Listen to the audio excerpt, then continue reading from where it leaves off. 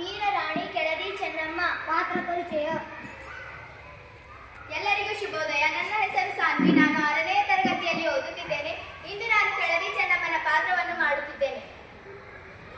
ಎಲ್ಲರಿಗೂ ನನ್ನ ನಮಸ್ಕಾರಗಳು. ನನ್ನ ಹೆಸರು ಖುಷಿ ಸೋಂಪು. ನಾನು ಇಂದು ಸಿದ್ದಪ್ಪ ಶೆಟ್ಟಿ ಪಾತ್ರವನ್ನು ವಹಿಸುತ್ತಿದ್ದೇನೆ. ಎಲ್ಲರಿಗೂ ಮುಂಜಾನೆ ಶುಭೋದಯ. ನನ್ನ ಹೆಸರು ಅಭಿಮನ್ಯು. ನಾನು ತಿಮ್ಮಣ್ಣ ನಾಯಕ ಪಾತ್ರವನ್ನು ಮಾಡುತ್ತಿದ್ದೇನೆ. ಎಲ್ಲರಿಗೂ ನಮಸ್ಕಾರ. ನಾನು ಸೂಫಿಯಾ ಗಾಂಧಿ. ನಾನು ಕೃಷ್ಣಪ್ಪಯ್ಯ ಪಾತ್ರವನ್ನು ಮಾಡುತ್ತಿದ್ದೇನೆ. ಎಲ್ಲರಿಗೂ ನಮಸ್ಕಾರ. ನನ್ನ ಹೆಸರು ಯಶವಂತಯ್ಯ ಶಿವಯ್ಯ ಬಗಿ ಮತ್ತು ನಾನು ರಾಜಾರಾಮನ ಪಾತ್ರವನ್ನು ಮಾಡುತ್ತಿದ್ದೇನೆ. ಎಲ್ಲರಿಗೂ ನಮಸ್ಕಾರ. ನನ್ನ ಹೆಸರು ಬೇಜಾರ್. ನಾನು ಜಂಗಮೇಶ್ವರ ಪಾತ್ರವನ್ನು ಮಾಡುತ್ತಿದ್ದೇನೆ. ಎಲ್ಲರಿಗೂ ನಮಸ್ಕಾರ. ನನ್ನ ಹೆಸರು ಅಮಿತ್ ಚೋಕಲಿ. ನಾನು ಸೇವೆಂಟಿ ಪಾತ್ರ ಮಾಡುತ್ತಿದ್ದೇನೆ. ಎಲ್ಲರಿಗೂ ನಮಸ್ಕಾರ. ನನ್ನ ಹೆಸರು ಜ್ಯೋತಿ ಕಲ್ಮಠ್. ನಾನು ಬೇಗಾರ ಪಾತ್ರವನ್ನು ಮಾಡುತ್ತಿದ್ದೇನೆ. ಎಲ್ಲರಿಗೂ ನಮಸ್ಕಾರ. ನನ್ನ ಹೆಸರು ಕರುಣಾಸ್ಕೊಂಡು. ನಾನು ಸೈನಿಕ ಪಾತ್ರವನ್ನು ಮಾಡುತ್ತಿದ್ದೇನೆ. ಎಲ್ಲರಿಗೂ ನಮಸ್ಕಾರ. ನಾವು ರಾಣಿಯರ ಸಖಿಯರು. ನನ್ನ ಹೆಸರು ಖುಷಿ ಅಕ್ಕಿ. ಕೆಳದಿ ಶಿವಮೊಗ್ಗ ಜಿಲ್ಲೆಯ ಸಾಗರ ತಾಲೂಕಿನ ಗ್ರಾಮ. ಅಲ್ಲಿ ವೀರ ರಾಣಿ ಕೆಳದಿ ಚೆನ್ನಮ್ಮ ಆಳುತ್ತಿದ್ದಳು. ಈಕೆ ಈ ರಾಜ್ಯದ ಕೀರ್ತಿಯನ್ನು ದಶ ದಿಕ್ಕುಗಳಿಗೂ ಹಬ್ಬಿಸಿದಳು. ಇವಳು ಶಿಕಾರಿಪುರ ತಾಲೂಕಿನ ಕೋಟಿಪುರ ಗ್ರಾಮದ ಸಿದ್ದಪ್ಪ ಶೆಟ್ಟಿ ಎಂಬ ಮಗಳು. ಸೋಮಶೇಖರ ನಾಯಕನ ಮಡದಿ. ಈಕೆಯ ರಾಜವಂಶ ಕಾಲ ಸಾಲಿವಾಹನ ಶಕ 1672ರಿಂದ 1697.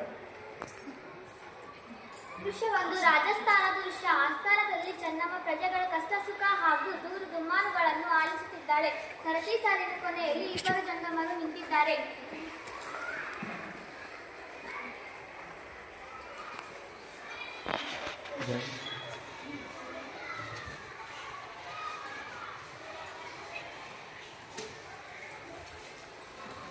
ಬೇಡ ತಾಯಿ.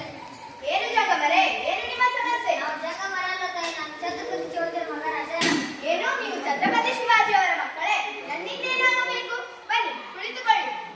ತಾಯಿ, ಆ ದುಷ್ಟ ಔರಂಗಜೇಬನು ನನ್ನ ಸಹೋದರನಾದ ಸಂಭಾಜಿಯನ್ನು ಸೆರೆ ಹಿಡಿದನು. ಕ್ರೂರತನದಿಂದ ಕೊಲ್ಲಿಸಿಬಿಟ್ಟ. ಈಗ ನನ್ನನ್ನು ಕೊಲ್ಲಿಸಬೇಕೆಂದು ಹೊಂಚಾಕಿದ್ದಾನೆ. ನಮ್ಮ ರಾಜ್ಯವನ್ನು ವಶಪಡಿಸಿಕೊಳ್ಳಲು ಸೇನೆಯನ್ನು ಕಳುಹಿಸಿದ್ದಾನೆ. ಈಗಾಗಲೇ ಕೆಲವು ಕೋಟೆ ಅವನ ಕೈವಶವಾಗಿವೆ. ಶತ್ರುಗಳ ಹಕ್ಕನ್ನು ತಪ್ಪಿಸಿ ಇಲ್ಲಿಯೇ ಬಂದಿದ್ದೇವೆ. ನಮಗೆ ರಕ್ಷಣೆ ಕೊಡಿ. ಬೇರೆ ರಾಜರಾದ ನಿಮಗೆ ರಕ್ಷಣೆ ನೀಡಲಿಲ್ಲವೇ? ಇಲ್ಲ ತಾಯಿ, ಆ ದುಷ್ಟ ಔರಂಗಜೇಬನ ಕೋಪಕ್ಕೆ ಹೆದರಿ ರಕ್ಷಣೆ ನೀಡಲು ನಿರಾಕರಿಸಿದರು. ಆತನ ವೈರತ್ವ ಕಟ್ಟಿಕೊಳ್ಳುವುದು ಯಾರಿಗೂ ಸುಲಭದ ಮಾತಲ್ಲ. ಇರಲಿ, ಶಿವಾಜಿ ಮಹಾರಾಜರ ಮಗನಿಗೆ ರಕ್ಷಣೆ ನೀಡುವುದು ನಮ್ಮ ಕರ್ತವ್ಯವೆಂದು ಭಾವಿಸುತ್ತೇವೆ. ನಿಮಗೆ ಆಶ್ರಯ ನೀಡುವುದು ನಮ್ಮ ಧರ್ಮ. ತಿಮ್ಮಣ್ಣ ನಾಯಕರೇ, ಇವರನ್ನು ನಮ್ಮ ಅತಿಥಿ ಗೃಹಕ್ಕೆ ಕರೆದೊಯ್ಯಿರಿ. ತಕ್ಕ ವ್ಯವಸ್ಥೆ ಮಾಡಿರಿ. ತದನಂತರ ಆಲೋಚನೆಯನ್ನು ಮಾಡೋಣ. ಆಗಲಿ ತಾಯಿ. ನಿಮ್ಮ ಉದಾರ ದೊಡ್ಡದು. ನಾನು ನಿಮಗೆ ಕೃತಜ್ಞ. ದೃಶ್ಯ 2. ಕೆಳದಿ ಸಂಸ್ಥಾನ. ರಾಜ್ಯಸಭೆ ನಡೆಯುತ್ತಿರುವ ದೃಶ್ಯ. ಚೆನ್ನಮ್ಮ ಸಿಂಹಾಸನದಲ್ಲಿ ಆಸೀನಳಾಗಿದ್ದಾಳೆ. ತಿಮ್ಮಣ್ಣ ನಾಯಕರೇ, ರಾಜಾರಾಮನಿಗೆ ಆಶ್ರಯ ನೀಡುವ ಬಗ್ಗೆ ನಿಮಗೇನು ಅಭಿಪ್ರಾಯ? ಅಮ್ಮ, ನೆನಪು ಮಾಡಿಕೊಳ್ಳಿ. ಶಿವಾಜಿ ಮಹಾರಾಜರು ನಮ್ಮ ರಾಜ್ಯದ ವ್ಯಾಪಾರ ಕೇಂದ್ರವಾದ ಕುಂದಾಪುರ ಗೋಕರ್ಣಗಳ ಮೇಲೆ ದಾಳಿ ಮಾಡಿದ್ದರು. ಅಲ್ಲಿ ನಮಗೆ ಸೇರಬೇಕಾಗಿದ್ದ ತೆರಿಗೆ ಹಣವನ್ನು ಕಿತ್ತುಕೊಂಡು ಹೋಗಿದ್ದರು. ನಿಜ ತಿಮ್ಮಣ್ಣ ನಾಯಕರೇ. ಸಂಭ್ರಮಿಸ ಕೃಷ್ಣಪ್ಪನವರು, ನಿಮಗೇನು ಅಭಿಪ್ರಾಯ? ತಾಯಿ, ನಾವಿಗೆ ರಾಜಾರಾಮನಿಗೆ ಆಶ್ರಯ ನೀಡುವುದು ಕಷ್ಟಕರ. ಔರಂಗಜೇಬನ ತಿಳಿದರೆ ಆತನ ಮೇಲೆ ದಾಳಿ ಮಾಡಿ ಆತನದು ಬಲಾಢ್ಯ ಸೇನೆ, ನಮ್ಮದು ಚಿಕ್ಕ ಸೇನೆ. ನೀವೇನು ಹೇಳ್ತೀರಿ ಅಪ್ಪಾಜಿ? ಶರಣು ಬಂದವರಿಗೆ ಆಶ್ರಯ ನೀಡುವುದು ನಮ್ಮ ಧರ್ಮ. ದುಷ್ಟರಿಗೆ ಎದುರು ಹಿಂಸೆಸೋದಕ್ಕಿಂತ ಮುಂದುವರೆದು ಹೋರಾಡುವುದೇ ಲೇಸು. ಅಪ್ಪಾಜಿ ಹೇಳುವುದು ನಿಜ.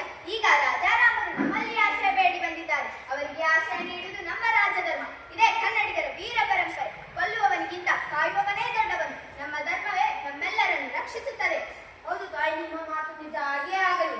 ಮಹಾರಾಣಿಯ ಬಗ್ಗೆ ಜಯವಾಗಲಿ. ಮಹಾರಾಣಿಯನ್ನು ಬಿಡುಗಡೆಯಾಗಿ ತಾಯಿ ಬೇಟೆಯಾಗಲು ಬೇಡುಗಳನ್ನು ಕಾಯ್ದಿದ್ದಾನೆ. ಕಳುಹಿಸಿಕೊಳ್ಳಲೇ? ಕಳಿಸಿ. ನಮಸ್ಕಾರ ತಾಯಿ. ಒಂದು ಅಗತ್ಯ ಕಾರ್ಯ. ಪರವಾಗಿಲ್ಲ, ಹೇಳಿ. ನಾವು ರಾಜಾರಾಮನಿಗೆ ಆಶ್ರಯ ಕೊಟ್ಟಿದ್ದನ್ನು ಕೇಳಿ ಔರಂಗಜೇಬನು ಬಹಳ ಕೋಪಗೊಂಡಿದ್ದಾನೆ. ರಾಜ್ಯವನ್ನು ಕಿತ್ತಲು ರಾಜಾರಾಮನು ಔರಂಗಜೇಬನಿಗೆ ಒಪ್ಪಿಸಬೇಕಂತ ಇಲ್ಲವೇ ಯುದ್ಧಕ್ಕೆ ಸಿದ್ಧ. ಈಗ ರಾಜಾರಾಮನಿಗೆ ಈಗಾಗಲೇ ಆಶ್ರಯ ನೀಡಿದ್ದಾಗಿದೆ. ಈಗ ಅವರನ್ನು ಒಪ್ಪಿಸುವುದು ಸಾಧ್ಯವೇ ಇಲ್ಲ. ಶರಣಾಗತರನ್ನು ರಕ್ಷಿಸುವುದೇ ನಮ್ಮ ಕನ್ನಡಿಗರ ವೀರ ಪರಂಪರೆ. ಇದಕ್ಕೇನು ಮುಂದಿನ ದಾರಿ ಕೃಷ್ಣಪ್ಪನವರೇ? ತಾಯಿ, ನಾವು ಕನ್ನಡಿಗರು ಕಲಿತದಿಂದ ಕಾಲವನ್ನು ಜಯಾಪಜಯ ಯುದ್ಧವನ್ನೇ ನಂಬಿರುವುದಾಗಿ ಮಾರನೇ ಕೃಷ್ಣಪ್ಪದ ಸತ್ಯ. ಯುದ್ಧಕ್ಕೆ ಆದೇಶ ನೀಡಿ ಕನ್ನಡದ ರೈತನ ತೋರಿಸೋಣ. ಮಗಳೇ, ಯುದ್ಧಕ್ಕೆ ಸಿದ್ಧತೆ ಮಾಡಿಕೊಳ್ಳುವುದೇ ಸಭೆಯ ತೀರ್ಮಾನವೆಂದು ಕಾಣುತ್ತದೆ. ಸೇನಾ ನಾಯಕರೇ, ಮಂತ್ರಿಗಳೇ, ನಮ್ಮ ವೀರರಿಗೆ ಸಿದ್ಧರಾಗಲು ತಿಳಿಸಿ. ಯುದ್ಧಕ್ಕೆ